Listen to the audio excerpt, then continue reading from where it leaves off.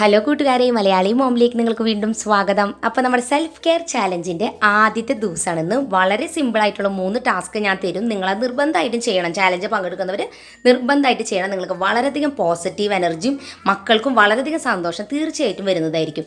ആദ്യത്തെ ടാസ്ക് എന്ന് പറയുന്നത് മെഡിറ്റേഷനാണ്. മെഡിറ്റേഷൻ നിങ്ങൾക്കൊക്കെ അറിയാം, ധ്യാനം എന്ന് പറയും.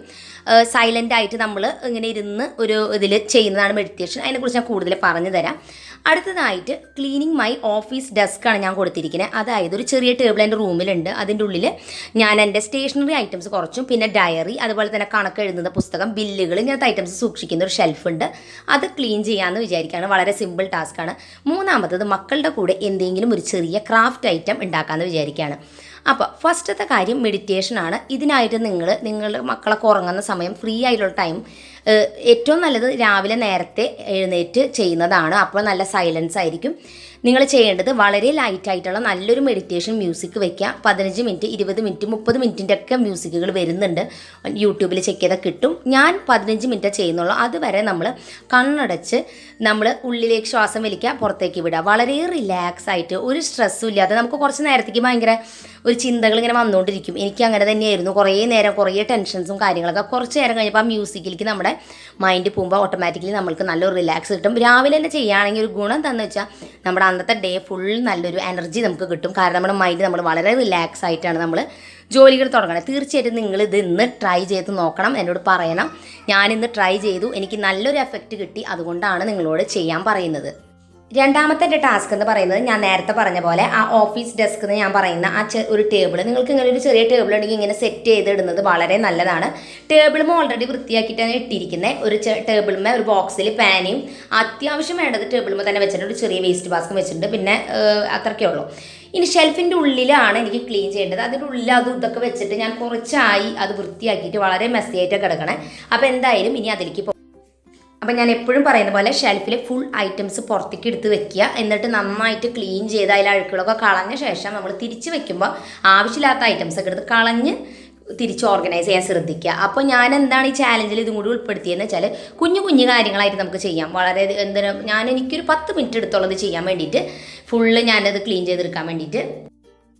അപ്പം ഇനി ഷെൽഫിൻ്റെ ഉള്ളിൽ മരത്തിൻ്റെയാണ്. സാധാരണ ഞാൻ വെള്ളം മുക്കി തുടയ്ക്കാറില്ല, പക്ഷേ അതിൻ്റെ ഉള്ളിൽ കുറച്ച് പൊടി ഉണ്ടായിരുന്നു. അതുകൊണ്ട് നന്നായിട്ട് തുടയ്ക്കേണ്ടി വന്നു. അപ്പോൾ നന്നായി വൈപ്പ് ചെയ്തെടുത്തിട്ട് ഒരു ഡ്രൈ ആയ തുണി കൊണ്ട് ഒന്നും കൂടി ഞാൻ തുടയ്ക്കുകയാണ്. കാരണം അതിൽ വെള്ളം നിൽക്കാതിരിക്കാൻ വേണ്ടിയിട്ട് നന്നായിട്ട് തുടച്ചിട്ട് ഉണങ്ങട്ടെ. ഉണങ്ങിയ ശേഷം നമുക്ക് അതിൻ്റെ ഉള്ളിൽ പ്ലാസ്റ്റിക് കവറോ എന്തെങ്കിലും വിരിച്ചിട്ട് നമുക്ക് ഓർഗനൈസ് ചെയ്യാം. അപ്പോൾ അത് ഫുൾ ക്ലീൻ ചെയ്ത് കഴിഞ്ഞു. ഞാൻ അതിൻ്റെ ഉള്ളിൽ പറഞ്ഞ പ്ലാസ്റ്റിക്കിൻ്റെ ഒരു ഷീറ്റ് വിരിച്ചിടാണ്. ഇനി ഐറ്റംസ് ആയിരിക്കും തിരിച്ച് ഓർഗനൈസ് ചെയ്ത് വെക്കുകയാണ്. ഇതിലെന്തൊക്കെ ഞാൻ വെച്ചിരിക്കുന്നതെന്ന് ഇനി ഞാൻ പറയാം. ബില്ലുകളൊക്കെ വെക്കാൻ വേണ്ടിയിട്ട് ഞാൻ ഷോപ്പിംഗ് ഒക്കെ കഴിഞ്ഞ് വന്നാൽ ഓരോ മാസത്തെ ബില്ല് വെക്കാൻ വേണ്ടിയിട്ടുള്ള ഫയലാണ് ആ കാണുന്നത്. അതാണത്. ഇനി ഞാൻ കാണിക്കുന്നത് എൻ്റെ കഴിഞ്ഞ വർഷത്തെ ഡയറി, ഞാൻ കണക്കൊക്കെ എഴുതാൻ വെച്ചിരുന്ന ഡയറി ഞാൻ ഇതിൽ തന്നെയാണ് വെക്കാറ്. അതുപോലെ ഈ വർഷത്തെ കണക്ക് എഴുതുന്ന ഡയറി വെച്ചിട്ടുണ്ട്. കാരണം റെഫർ ചെയ്യാൻ വേണ്ടിയിട്ടാണ് ഞാൻ പഴയത് വെച്ചിരിക്കുന്നത്. അതിൻ്റെ ഉള്ളിൽ തന്നെയാണ് വെച്ചിരിക്കുന്നത്. ഇതാണ് മെയിനായിട്ടും ആ ഷെൽഫിലുള്ള ഐറ്റംസ്. പിന്നെ ഒരു ചെറിയ നോട്ട് പാഡാണ്. എനിക്ക് കണക്കൊന്നും എഴുതാൻ പറ്റാത്ത സമയത്ത് ഞാൻ പുറത്ത് പോയി വന്നാൽ വെറുതെ അതിൽ ഡേറ്റ് എഴുതി നോട്ട് ചെയ്തിടും. പിന്നീട് ബുക്കിലേക്ക് എഴുതാറുള്ളൂ. അപ്പോൾ അതിനുള്ള ബുക്കുമാണത്. അപ്പോൾ അത്രയുള്ള ആ ഷെൽഫിൽ. അടുത്ത ഷെൽഫിൻ്റെ ഉള്ളിലാണ് ഞാൻ സ്റ്റേഷനറി ഐറ്റംസ്, കുറച്ച് ഐറ്റംസ് ഇതിൽ വെച്ചിരിക്കുന്നത്. ക്രാഫ്റ്റ് ഷെൽഫിൽ വേറെ ഉണ്ട് കേട്ടോ. ഇതൊക്കെ ഇതെനിക്ക് പെട്ടെന്ന് എഴുതുന്ന നേരത്തെ എടുക്കാൻ വേണ്ടിയിട്ട്. ഇത് സ്റ്റിക്കി നോട്ടുകളാണ്. ഇത് ഒട്ടിക്കാൻ പറ്റുന്ന കുഞ്ഞു കുഞ്ഞു പേപ്പറാണത്. അത് നമുക്ക് എന്തെങ്കിലും ഇമ്പോർട്ടൻ്റ് ആയിട്ടുള്ള കാര്യങ്ങൾ ഡയറിയിൽ ഒട്ടിച്ച് വയ്ക്കാൻ വേണ്ടിയിട്ട് ഞാൻ ഉപയോഗിക്കുന്നതാണ്. പിന്നെ അതിനുള്ളിൽ വയ്ക്കുന്ന മെയിൻ ഐറ്റംസ് എന്ന് വെച്ചാൽ കത്രിക, സ്റ്റാപ്ലർ പിന്ന്, അതേപോലെ മാർക്കർ ഉണ്ടെങ്കിൽ അത്, പേന. അപ്പോൾ അങ്ങനത്തെ കുഞ്ഞു കുഞ്ഞു ഐറ്റംസും ഞാൻ ഇതിൻ്റെ ഉള്ളിൽ ഓർഗനൈസ് ചെയ്ത് വെച്ചിട്ടുണ്ട്. എനിക്ക് ആ സമയത്ത് ആവശ്യം വരുമ്പോൾ എടുക്കാനുള്ള ഐറ്റംസും ഞാനിതിൽ ഓർഗനൈസ് ചെയ്ത് വെച്ചിരിക്കുകയാണ്. പിന്നെ കണക്കൊക്കെ എഴുതുന്ന സമയത്ത് എനിക്ക് കാൽക്കുലേറ്റർ അത്യാവശ്യം വരാറുണ്ട്. മൊബൈലിലുണ്ടെങ്കിലും ഇതാണ് കുറച്ചും കൂടി ഈസി. അപ്പോൾ അതൊക്കെ ഞാൻ അവിടെ ഓർഗനൈസ് ചെയ്ത് വെച്ചിരിക്കണം. അപ്പോൾ ഇത്രയേ ഉള്ളൂ. നമ്മുടെ ഷെൽഫ് ഫുൾ ഓർഗനൈസ് ചെയ്ത് കഴിഞ്ഞിട്ടുണ്ട്. നല്ല വൃത്തിയായിട്ടുണ്ട്. കുറേ ആവശ്യമില്ലാത്ത ഐറ്റംസ് ഒക്കെ എടുത്ത് ഞാൻ കളഞ്ഞു. അപ്പോൾ എന്തായാലും ഇന്നത്തെ ആ ടാസ്ക് കഴിഞ്ഞു. ഇനി മക്കളുടെ കൂടെയുള്ള ക്രാഫ്റ്റിനുള്ള ടൈമാണ്. വളരെ സിമ്പിളായിട്ടുള്ളൊരു ക്രാഫ്റ്റാണ് ഞാൻ വിചാരിക്കുന്നത്. ഞാൻ അവരെ കൂടി ഇരുന്ന് ചെയ്യാമെന്ന് വിചാരിക്കുന്നത്. അപ്പോൾ നിങ്ങൾക്ക് രണ്ടാൾക്കും പേപ്പറിലേക്ക് നിങ്ങളുടെ കൈ വരച്ചെടുക്കാൻ പറ്റുമോ? കൈയുടെ ഡിസൈൻ ഇങ്ങനെ വെച്ചിട്ട് വരയ്ക്കാൻ പറ്റുമോ? ഇതിങ്ങനെ ഇങ്ങനെ ഇങ്ങനെ ഇങ്ങനെ രണ്ടാൾക്കും അറിയോ? ഒന്ന് പെൻസില്, പിന്നെ നമുക്ക് കളർ പെൻസിൽ വേണം. പിന്നെ നമുക്ക് വേണ്ടത് ഈ 2 കോല് വേണം. ഈ നിങ്ങളുടെ കൈയുടെ ഡിസൈൻ വെച്ചിട്ട് നമുക്കൊരു ഫ്ലവർ ഉണ്ടാക്കാൻ പോവാ. വളരെ ഈസി ആയിട്ട്. ഓക്കെ, കൈയുടെ ഉള്ളിൽ വരയ്ക്കാനല്ലേ പറഞ്ഞ, പേപ്പറും വരയ്ക്കാൻ കൈ. അങ്ങനെ വെക്കണം. ഇതിപ്പോൾ ഒരു പേപ്പറല്ലേ, വൈറ്റ് പേപ്പർ. അതുമ്മ ഞാൻ പഴയ പേപ്പർ, അതുമ്മ വൈറ്റ് പേപ്പർ ഒട്ടിച്ചതാ. നിങ്ങൾ കൈ വെച്ചിട്ട് വരയ്ക്ക് വേഗം. അപ്പോൾ വീഡിയോയിൽ നിങ്ങൾ കേട്ട പോലെ തന്നെ വൈറ്റ് കളർ ഒരു കുറച്ച് കട്ടിയുള്ള ഒരു പേപ്പറിൽ ഞാനവരുടെ കൈയുടെ ഡിസൈൻ വരച്ചെടുക്കാൻ പറഞ്ഞിരിക്കുകയാണ്. കുഞ്ഞു കുട്ടികളെല്ലാവർക്കും പെർഫെക്റ്റ് ആയിട്ടൊന്നും വരയ്ക്കാൻ പറ്റില്ല, കൈയൊക്കെ ഇങ്ങനെ അങ്ങനെയെങ്കിൽ പോവും. അപ്പോൾ അവരെ ഹെൽപ്പ് ചെയ്യണമെങ്കിൽ ഹെൽപ്പ് ചെയ്ത് കൊടുക്കുക, എന്നിട്ട് അവരത് വരച്ചെടുക്കട്ടെ. ഈ രണ്ടുപേരിലും കൂടി ഒട്ടിപ്പിടിച്ചല്ലോ. സാരില്ല, നമുക്ക് ഇങ്ങനെ ആക്കാം. നീ വരച്ചതന്നെ എടുക്കാണ്ടാ, സാരില്ല.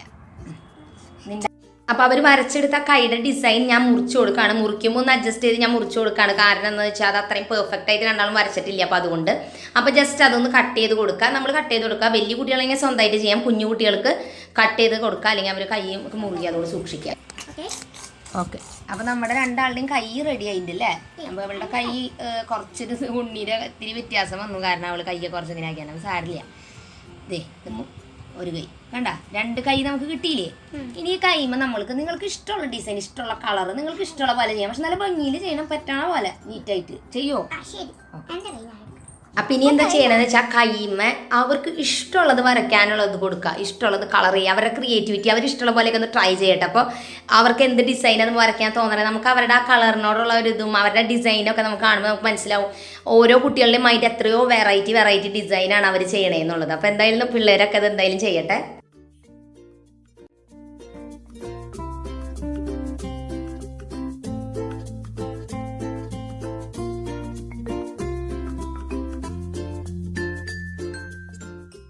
അപ്പോൾ നമ്മൾ ആ ഡിസൈൻ കട്ട് ചെയ്തെടുത്തല്ലോ, അത് നമ്മളൊരു എന്താ പറയുക, ഒരു കളറുള്ള കോല് ഞാൻ കാണിച്ചെന്നില്ല, അല്ലെങ്കിൽ ഒരു ഇർക്കിലായാലും മതിയിട്ടാണ്. അത് ഒരു സെല്ലോ ടേപ്പ് വെച്ച് ജസ്റ്റ് ഞാൻ ഒട്ടിച്ചു കൊടുക്കുകയാണ്.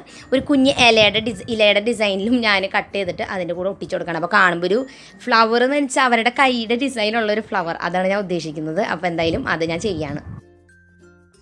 അപ്പോൾ എന്തായാലും അവരുണ്ടാക്കിയ ക്രാഫ്റ്റ് ഇത് റെഡി ആയിട്ടുണ്ട്. ഞാൻ ഇതിന് ഇട്ടിരിക്കുന്ന പേര് ഹാൻഡ് ഫ്ലവർ എന്നാണ്. കണ്ടില്ലേ, ഓരോ കൈകളും വ്യത്യസ്തമാണ്, ഓരോ കയ്യിലുള്ള ഡിസൈൻസ് അവർ ഏജ് അനുസരിച്ച് അവർ കളർ ചെയ്തിരിക്കുന്നത് വളരെ വെറൈറ്റി ആയിട്ടുണ്ട്. അവരുടെ ചിന്തകൾ കണ്ടില്ലേ? എന്തായി, നിങ്ങൾക്ക് ഇഷ്ടമായത്?